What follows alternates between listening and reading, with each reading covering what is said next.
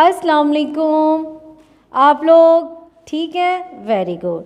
आज आपको बताएंगे पानी का इस्तेमाल होता है। ये बिल्कुल सीधा एक हाथ और उसके साथ दूसरा हाथ आपने ऐसे बांधा, ये होता है इस्तेमाल। ठीक है, वो क्या होता है जी?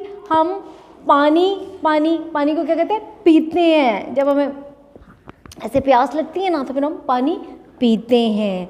और उसके बाद हम अपने बर्तन होते हैं ना, ठीक है, उनको हम लोग धोते हैं, पानी के साथ धोते हैं ना, ऐसे करके पानी डाल के धोते हैं। और उसके बाद खेतों में, खेत पता है ना, खेत क्या होते हैं जी? ऐसे करेंगे खेत, और ये ऐसे हल चलाया, ठीक है, ऐसे हल चलाते हैं, यूं ऐसे, ये हल चलाना होता है, ठीक है ना। ऐसे करके ये जगह होती है। खेतों में भी हम पानी डालते हैं ताकि वहाँ पे वो रोटी, गंदम उगती है, दरख्त उगते हैं, फल उगते हैं, ठीक है ना। उसके बाद हम अपने कपड़ों को पानी से धोते हैं ना, ऐसे।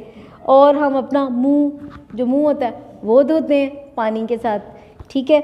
और हम खाना जब खाते हैं तो उसमें, जब बनाते हैं खाना तो उसमें पानी डालते हैं। ये इसके हो गए पानी के इस्तेमाल, ठीक है जी।